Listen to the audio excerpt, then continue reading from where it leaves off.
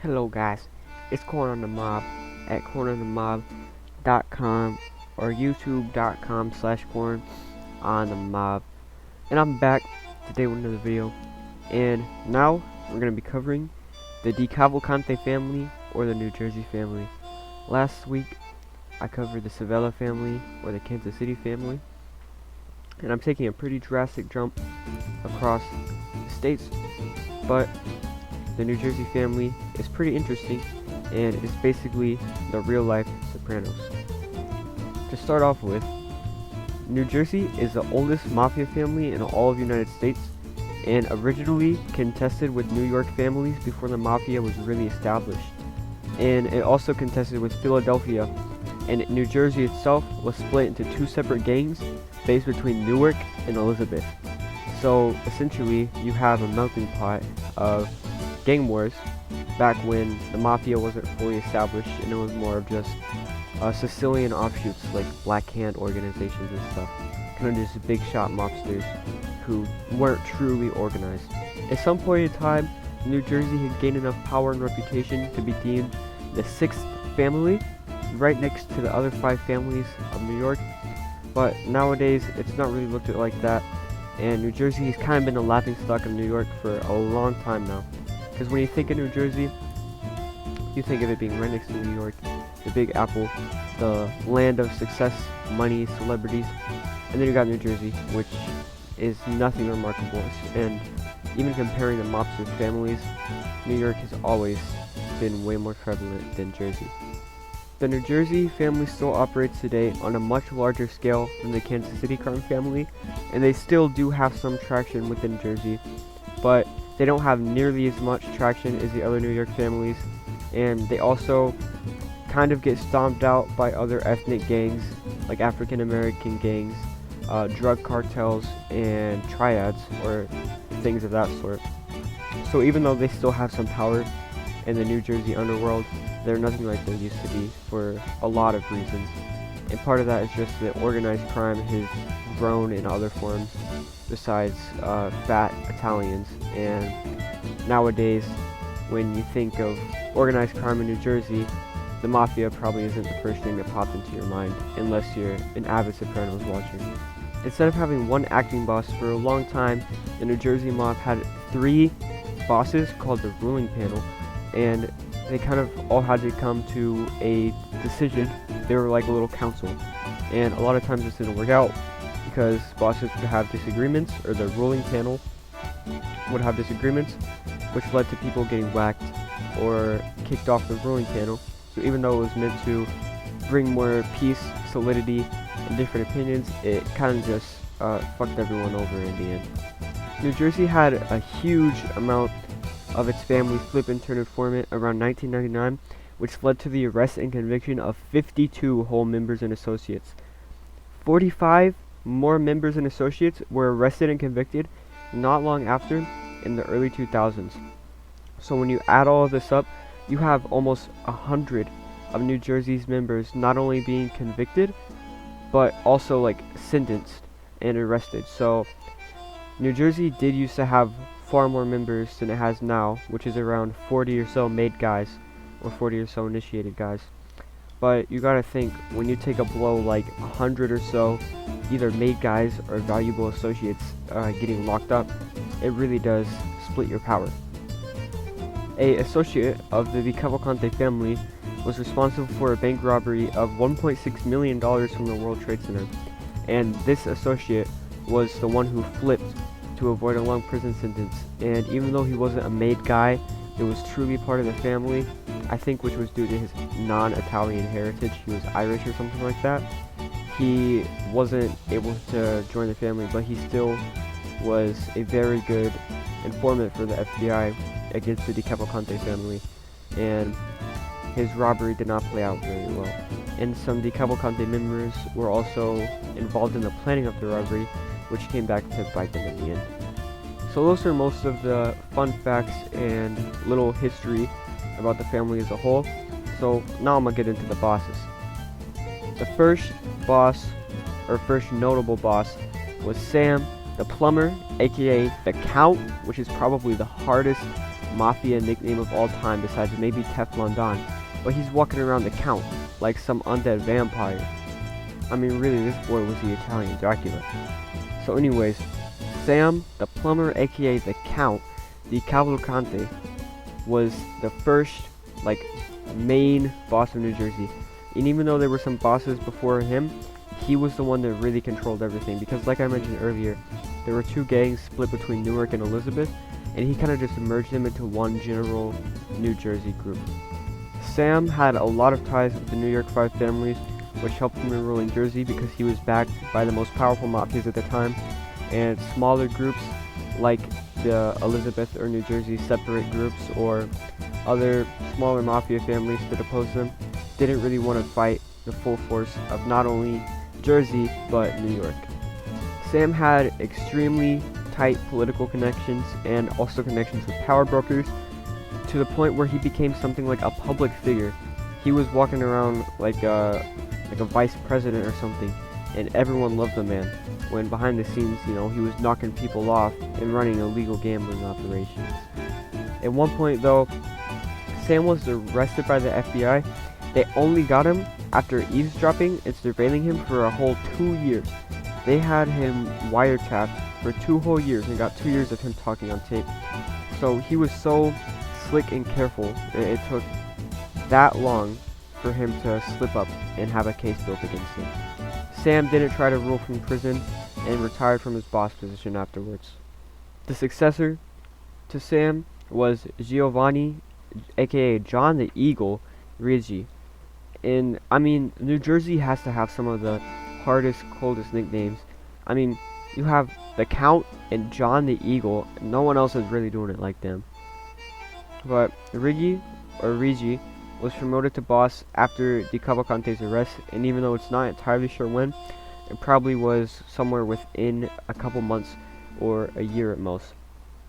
Ricci had close ties and a personal friendship with the Gambino crime boss John Gotti, which was a huge plus at the time because John Gotti's influence was undeniable.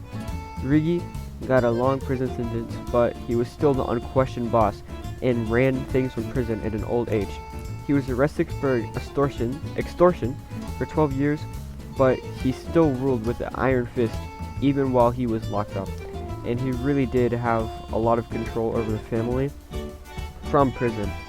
And he was, even though he had other acting bosses working under him, he still had the final say in everything. And to be fair, he kept the operation running pretty smoothly, even though he wasn't on the streets himself. So it's kind of a win-win for him.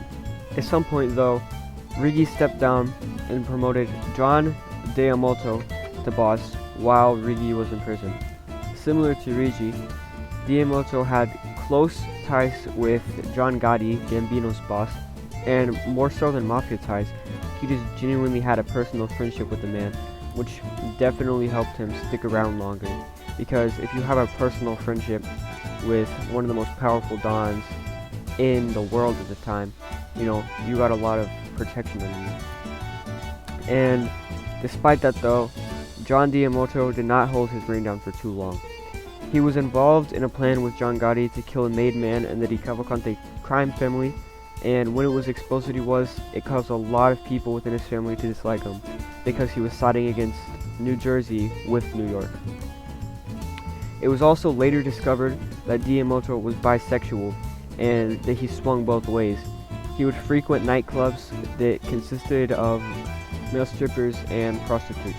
This lost him a ridiculous amount of respect, because you gotta think, these guys are not only mobsters, but they are Italian race Catholics and are not very open-minded at all. And being homosexual, or even suspected of being homosexual, or in this case bisexual, was just a no-go for any mobster. And especially if you were a made guy and you were revealed to, you know, have relations with other men, it was huge trouble for you. And it lost him such a ridiculous amount of respect that a hit was put out on him, not only because he was bisexual, but because that information being released lost him so much respect that him being killed for his earlier plots against New Jersey was justified. Because even though he did go against the family, no one wanted to kill a boss, even if he was siding with New York. But, you know, him being revealed to swing both ways lost him a lot of traction as a boss, so it kind of allowed people to, you know, execute him and take over his throne for what he did. Now, the DeCavalcante family is kind of weird and a little bit harder to make a video over than the Kansas City or DeCavalcante family, because there's only been 5 actual bosses, the rest of them being acting bosses. And most of these acting bosses have absolutely nothing known about them, due to either the time frames that they were acting bosses in not being monitored very well, or them just fading into obscurity because they weren't like tracked by the FBI or didn't really do anything notable. The most recent like actual boss, not acting boss of the family, is Charles Big Ears Missouri. And almost nothing is known about Missouri because the Mafia hasn't been a main focus in New Jersey for a long time now. No newspaper publishers are rushing to cover news about Mafia Dons, and honestly law enforcement isn't too quick either, because when you have Mexican drug cartels smuggling in drugs by like the truckload, or just street gangs running drug operations, the Mafia really isn't a struggle in New Jersey anymore, with only around 40 made guys, and also the fact that they're not involved in drugs, more so gambling, prostitution, and other things like that. No one really cares about the Mafia anymore, and similar to the Savella family, they kind of keep things under wrap and commit what you call victimless crimes.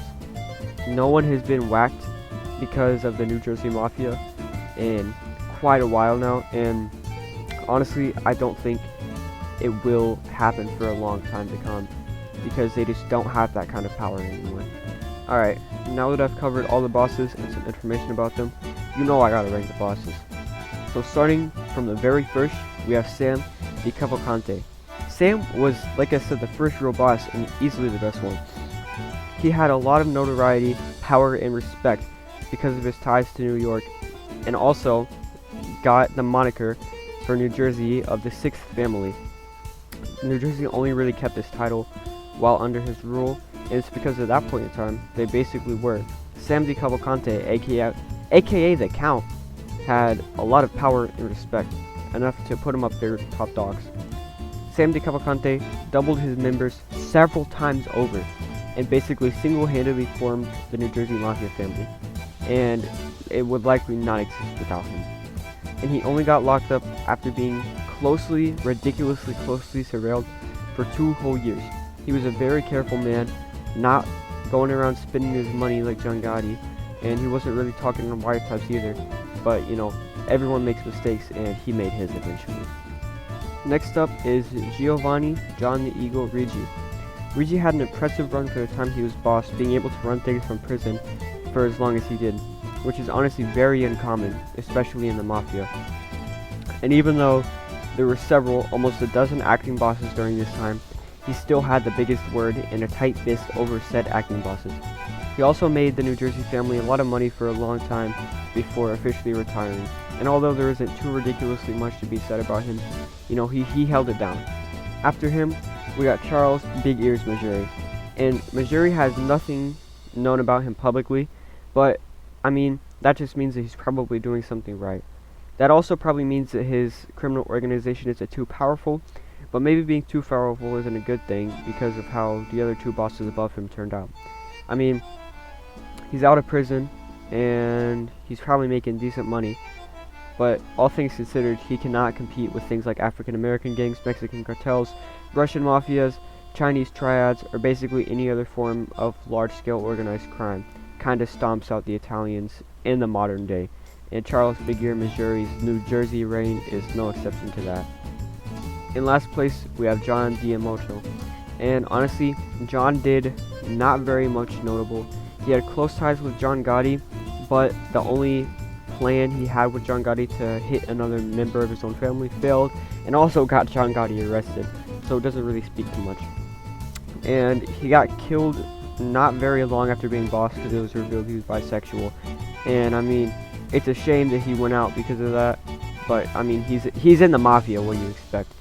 Honestly though, he wasn't very smart with his decisions, and the fact he got caught in like a gay nightclub as a Mafia Don, he probably should have watched his steps better, but you know, what happens, and he's disappeared for 30 years now. They're never gonna find that boy's body, He wasn't very much of a notable Don at all, and I think he's deserving of the last place.